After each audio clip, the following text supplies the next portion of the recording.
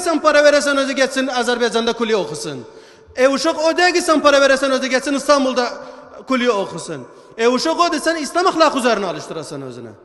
Uşak o desen beslesin özüne. Yarın bir gün nalet gelmesin sana özü.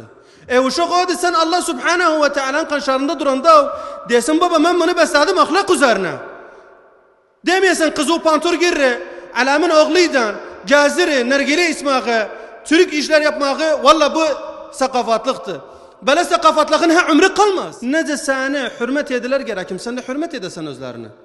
O da ki sen bir deneyden selaşmışsan, o hak edilsen özüne çakillisin. Bu çakilmek da ki, bu ahlakı üskek olduğuna sana ihtiram edir. Öz ahlakın gösterir sana.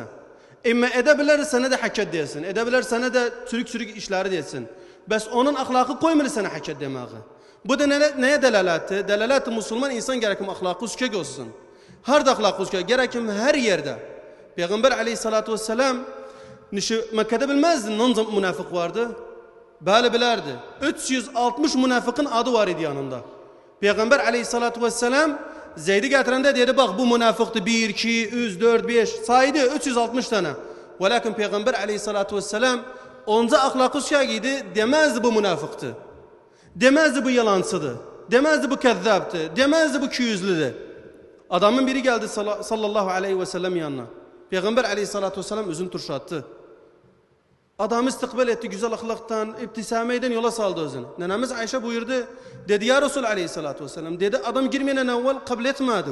Adam geldi güzel yola saldı özünü. Ahlaktan, tasarrufatı dakşildi.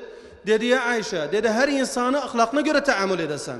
Dedi her insanı özüne göre taamül edesen. Hani bizde o? Neneye ihtiram kalmayıptı. Babaya ihtiram etmiri. Özünden büyüğe ihtiram etmiri. Elinde cagarası babanın ögünde. Elinde cagarası nenenin ögünde. Amini gör hesap etmiri ammiyeti. Nergileni koyuptu kapının ögüne. Haddi emri konşu vardı, hürmet vardı. Kanşar tarafında arvad vardı. Konşunun kanşarına oturup bir nergile bir şort girdi. Bu hani ahlaktı? Hani Peygamber aleyhissalatü vesselam böyle buyurdu bize? Sonra nene babaların vacibi de uşağını anlatsın. Nene babanın vacibi de uşağına alışırsın. Ve Peygamber aleyhissalatü vesselam buyuranda kullukum ra'i ve kullukum mesulun an ra'iyeti. Bu delalatı ona gerekim sen uşağı alıştırırsan. Uşak o da ki sen yemek verirsen özüne. Uşak o da ki sen para verirsen özü geçsin Azerbaycan'da kulüye okusun. Uşak o da ki sen para verirsen özü geçsin İstanbul'da kulüye okusun. Uşak o da sen İslam ahlakı üzerine alıştırırsan özüne. Uşak o da sen beslesin özüne. Yarın bir gün nalet gelmesin sana özü. Uşak o da sen Allah Subhanahu ve Teala'nın kanşarında duranda desin baba ben bunu besledim ahlak üzerine. Demeyesin kızı pantur girre, alamın oğluydan, caziri, nergile ismağı, Türk işler yapmağı, valla bu sakafatlıktır. Böyle sakafatlığın ha ömrü kalmazsın. Oğlu ilaka kurur alamın kızıyla, alamın namusunda oynarı. İstari andırır, babası tek edir özüne. Der valla bu sakafattır. Böyle sakafatın ömrü kalmazsın. Müçtema hara gidecekti. Kardeşim ben seleşmedim, sen seleşmedi, o seleşmedi. Din harda kalır. Bizim vacip üzerimize seleşağın. Biz vacip üzerimize ahlakı seleşağın. Ben indi buraya çıkmışım seleşmediğim zaman vallahi hayır yoktu bende. Gayr hakkı seleşim. Gayr alamın alıştırım. Babam kızıdan nece olacaksan, oğludan nece olacaksan, namus ve meyakat ol, arvad ve meyakat ol. Ma'kuldu benim arvadım çıkır yazıya bana diyemri. Ma'kuldu benim kızım çıkır yazıya bana diyemri. Bu din hani babalar siz özünüz mesulsüz. Allah Subhanahu ve Teala diyor vakifuhum innehum mesulun. Durudun özleri mesuldür. Ne kızı göndersen kulliyeye 50-60 varaka verip sen özne. Kızı çağırabilmişsen ya kızım baham bu hizab nişi girmişsen.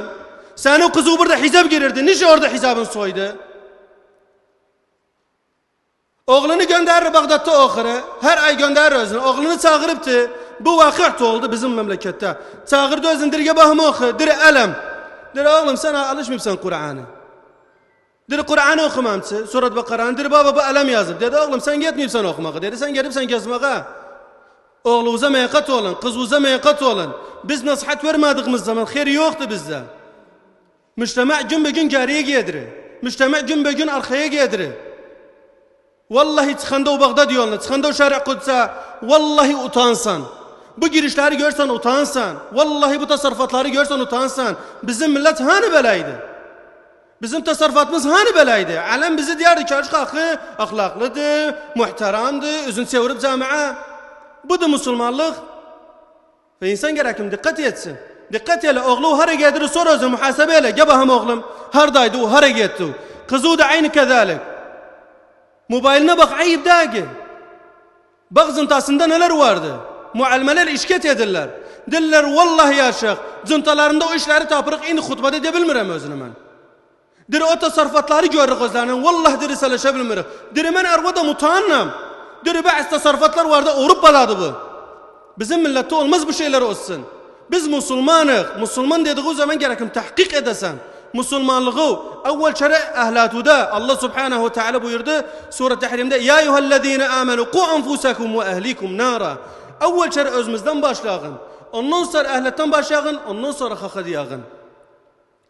Nanza belirtmediğimiz zaman Allah subhanahu ve teala tevfik etmez bizi. Allah subhanahu ve teala geride koyar bizi.